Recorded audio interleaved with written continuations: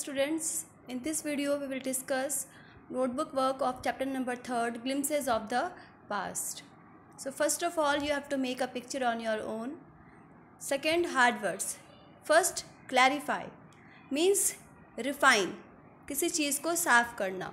Second, rivalries, it means competitors और ऐसे कोई पर्सन जो किसी कंपटीशन में कॉम्पीट करता हो. Third, manufactured, it means to make something in large quantities using machines, machine के थ्रू लार्ज क्वांटिटी में किसी चीज़ को बनाना.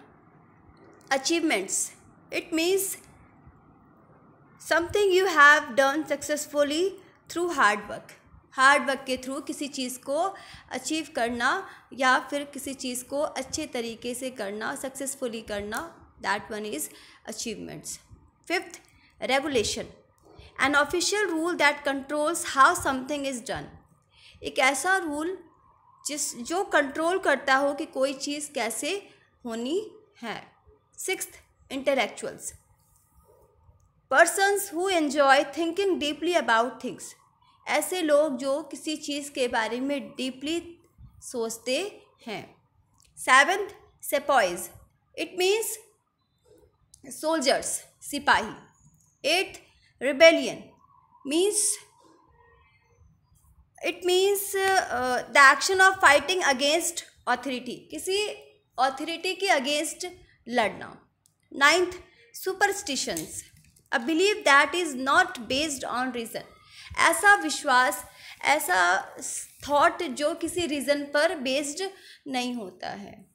Tenth, oppression, it means the exercise of authority और power in a burdensome cruel manner, किसी rule को follow करवाना या तो किसी पर जोर ज़बरदस्ती करवा कर या किसी को टॉर्चर कर कर. Next, C word meanings. glimpses, a very quick and not complete view of somebody, एक ऐसी झलक जिससे हम किसी को साफ तरीके से नहीं देख सकते हैं. और in short you can say छोटी सी, जल्दी से कोई छोटी सी झलक. कंक्वेस्ट्स, assumption of control of a place or people by military force, military force के थ्रू किसी जगह पर किसी प्लेस को कंट्रोल करना. Preach, to give a talk on a religious subject, किसी रिलीजियस सब्जेक्ट पर कोई उपदेश देना. Ruining, to cause somebody to lose all his her money hope और बीइंग सक्सेसफुल. रुइन मीन्स बर्बाद कर देना, किसी के होप को, किसी के पैसे को या फिर किसी के सफल होने की उम्मीद को लॉस कर देना. Oppress, to burden with cruel or unjust impositions, किसी पर दबाव डालना बहुत ही क्रूर तरीके से, बहुत ही क्रूएल मैनर वे में. Next, in D you have to make sentences with the words given here. Recall means remind, किसी चीज़ को दोबारा याद करना. एक्सटेंडिंग, किसी चीज़ को आगे बढ़ाना. स्कॉन्ड, किसी चीज़ को तिरस्कार करना या फिर अपोज करना, रिजेक्ट करना. Fourth, opinions means thoughts, views, अपनी राय. फिफ्थ, पपेट्स, पपेट्स मीन्स कठपुतली. E, synonyms you have to do. First one is clarify, किसी चीज़ को साफ करना, and its synonym is refine. Second, constant, लगातार, and its synonym is continuous. Third, abandon, किसी चीज़ को छोड़ देना, its synonym is leave. Fourth, attracted, आकर्षित करना, और and its synonym is tempted और लर्ड, मीन्स किसी चीज़ को अपने तरफ अट्रैक्ट करना. Question number E, antonyms. First, slaves, गुलाम, फ्री मैन जो आज़ादी से घूमते हैं. सेकेंड, क्रिपल, बहुत ही टूटी फूटी हालत में, और यू कैन से क्षतिग्रस्त हो जाना. And it's antonym is support, किसी को सपोर्ट करना या फिर उसको रिपेयर, ठीक करना. थर्ड, प्रैक्टिकल, व्यावहारिक, जिसको हम अपनी डेली लाइफ में अप्लाई करते हैं. एंड थ्योरेटिकल, जो सिर्फ आइडियाज़ और प्रिंसिपल्स पर डिपेंडेंट होती है, ये प्रैक्टिकल नहीं होती है, ये सिर्फ प्रिंसिपल्स और लॉज में ही रह जाती है। फोर्थ, फॉरेनर, जो अदर कंट्रीज़ का हो। एंड नेटिव, मूल निवासी, किसी ऐसा पर्सन जिसका जन्म वहीं पर हुआ हो। Next, question answers. Look at picture first and recall the opening lines of the opening songs in Hindi. Who is the singer? Who else do you see in this picture? Answer, the original song is ऐ मेरी वतन के लोगों. The singer is Lata Mangeshkar. As we know very well, हम बहुत अच्छे तरीके से जानते हैं कि ये सॉन्ग लता मंगेशकर ने गाया था, ऐ मेरी वतन के लोगों।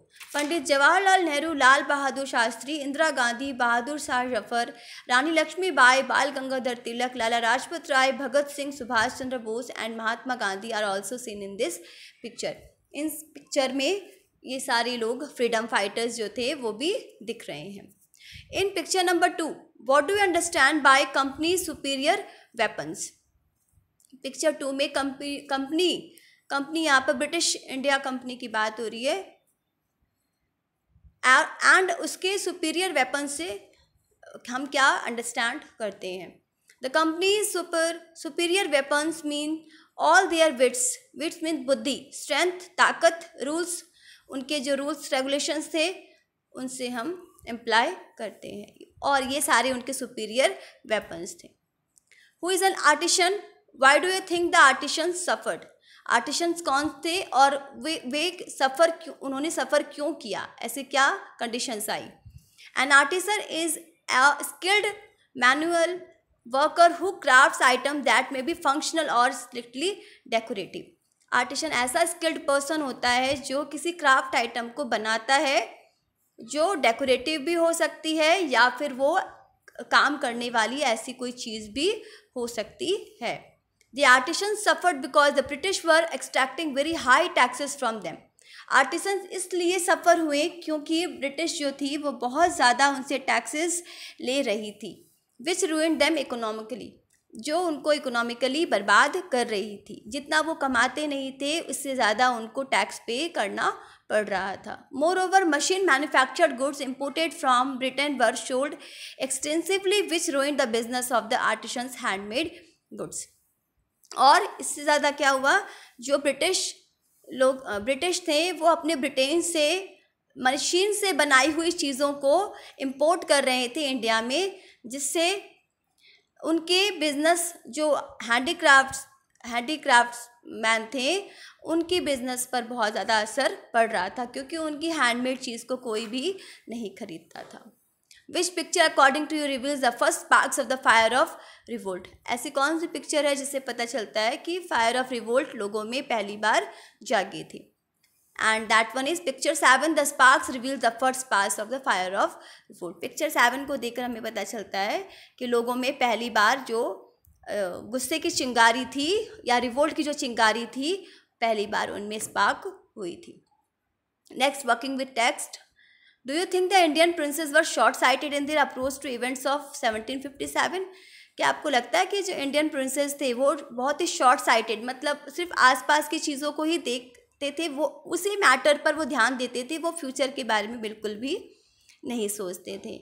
और and its answer is the Indian princes were short sighted in their approach to the events of 1757। Yes, Indian princes जो थे वो 1757 के इवेंट के अप्रोच को लेकर बहुत ही शॉर्ट साइटेड थे। वो सिर्फ उसी मैटर से लगे रहते थे, वो फ्यूचर के बारे में, उसके कंसिक्वेंसेस के बारे में नहीं सोचते थे कि इससे क्या होगा। They fail to understand the evil intentions of Britishers to capture the whole India by helping them to win small battles. वो ये नहीं समझ पाए, वो इस बात को समझने में फेल हो गए कि ब्रिटिशर्स की जो इरादा था वो उन लोगों को धीरे धीरे कैप्चर करना था, क्योंकि उनके छोटे छोटे बैटल्स में वो हेल्प करके उन लोगों के मन को वो जीत लेना चाहते थे। Question number 2, how did the east India company subdue the Indian princess? East India subdue means control, तो ईस्ट इंडिया कंपनी ने इंडियन प्रिंसेस को कैसे कंट्रोल किया? The Indian princes were constantly at war with each other. जो Indian princess थे वो आपस में ही लड़ते रहते थे, हमेशा कभी ना कभी वो लड़ते ही रहते थे। They called the English merchants to help them in their fights, और अपनी फाइट्स को सुलझाने के लिए या फिर उनकी फाइट में हेल्प करने के लिए वो इंग्लिश मर्चेंट्स की हेल्प भी लिया करते थे। The people had no peace due to such constant fights, और इसकी वजह से लोगों की शांति भी चली गई थी, क्योंकि लगातार लड़ाइयाँ होती रहती थी। The rivalries help the east India company subdue the Indian princess one by one, और इस तरीके से जो राइवलरीज एनिमीज कॉम्पिटिटर्स थे उन्होंने ईस्ट इंडिया कंपनी को की हेल्प लेकर अपने पर ही कंट्रोल करने का उनको चांस दे दिया। Quote the words use by Raja Ram Mohan Roy to say that every religion teaches the same principles. ऐसे कौन सी लाइन है जिससे राजा राम मोहन रॉय ये बताना चाह रहे हो कि जो भी रिलीजन है सारी एक ही बात बताती है, सभी के एक ही प्रिंसिपल्स होते हैं। Answer, according to Raja Ram Mohan Roy, cows are of different colours but the colour of their milk is the same. Cow के कलर्स अलग अलग होते हैं मगर उनका जो मिल्क होता है वो एक ही कलर का होता है और वो वाइट होता है। Different teachers have different opinions. Her teacher की अपनी अपनी ओपिनियंस होती है, but the essence of every religion is the same. लेकिन हर रिलीजन का एक ही एसेंस, एक ही कंक्लूजन होता है और वो हमें गुड पाथ में लेकर जाता है। Question number 4, in what ways did the British officers exploit Indians. British officers ने इंडियंस को कैसे एक्सप्लॉइट किया, कैसे उनका शोषण किया। Answer, the British officers exploited Indians in many ways. बहुत तरीक़ों से ब्रिटिश ऑफिसर्स ने इंडियंस को एक्सप्लॉइट किया। They imposed heavy taxes on Indian farmers and reduced import duty on good manufactured in England.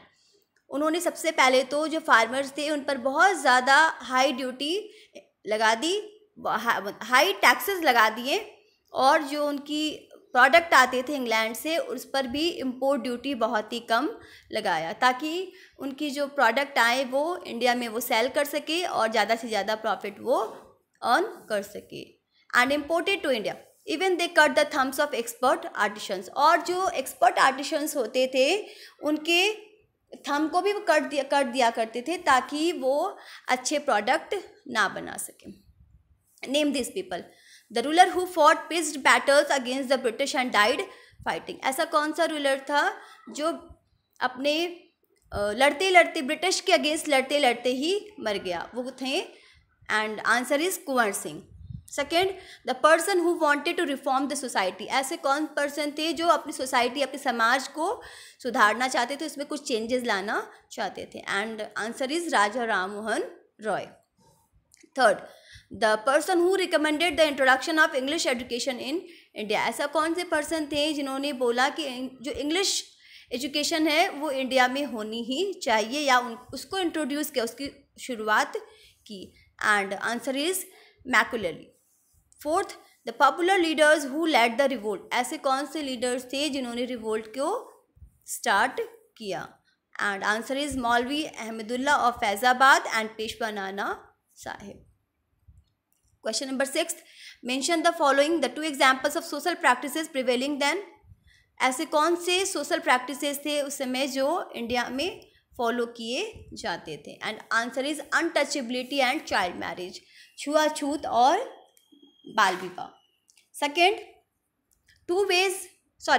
To oppressive policies of the British.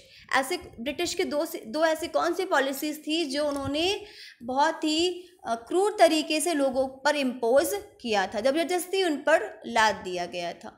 The British decided to do away with import duty on goods manufactured in England. और उन्होंने क्या किया था, जो England में goods या product जो manufacture किए जाते थे उन पर बहुत कम ही इम्पोर्ट ड्यूटी उन्होंने लगाई थी। This severely affected Indian industry, और इसकी वजह से इंडियन इंडस्ट्रीज़ पर बहुत ज़्यादा मार पड़ी थी। इन 1880 दे पास रेगुलेशन 3, और उन्होंने 1818 में रेगुलेशन 3 पास किया, और उसमें क्या था, an Indian could be gelled without trial in a court. किसी इंडियन को वो बिना पूछे, बिना कोई रीज़न के, बिना ट्रायल के, उसे बिना कुछ पूछताछ किए ही उसको जेल में डाल सकते थे।